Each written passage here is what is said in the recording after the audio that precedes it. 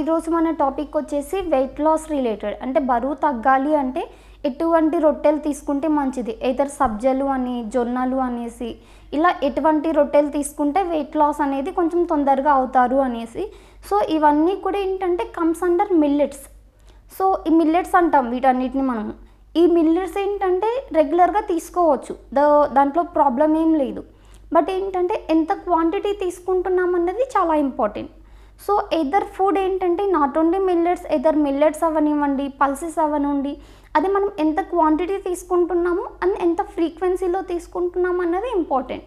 So ఇందులో quantity important కాబట్టి మీరు లైక్ అంటే వీక్లీ 3-4 టైమ్స్ మిల్లెట్స్ లాగా రెగ్యులర్గా తీసుకోవచ్చు. ఎదర్ జోవర్ కానీ, అంటే ఇది కొంచెం జొన్నలు, సబ్జలు, కొర్రలు అంటారు కదా, ఇందులో ఏదైనా సరే వీక్లీ 3-4 టైమ్స్ అలా మీరు ఇంక్లూడ్ చేసుకోవచ్చు.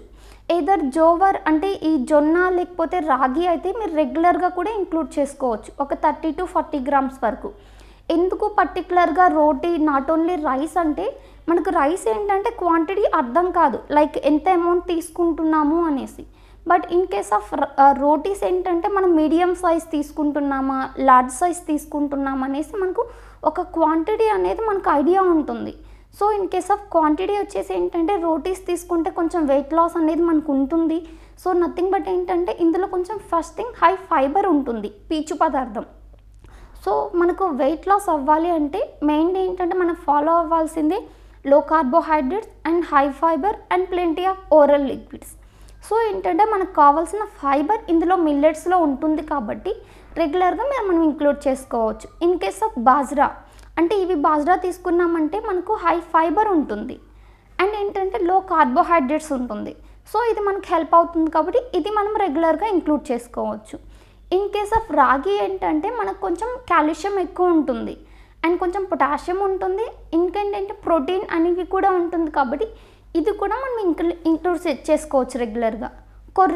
ఈ కొర్రలు కూడా ఏంటంటే ఫైబర్ ఎక్కువగా ఉంటుంది అండ్ గ్లైసమిక్ లోడ్ తక్కువ ఉంటుంది. So not only for weight loss, ఇది డయాబెటీస్ వాళ్ళకు కూడా ఇవి హెల్ప్ అవుతుంది. సో ఇలాంటివి కూడా మీరు డైలీ రెగ్యులర్గా ఇంక్లూడ్ చేసుకోవచ్చు.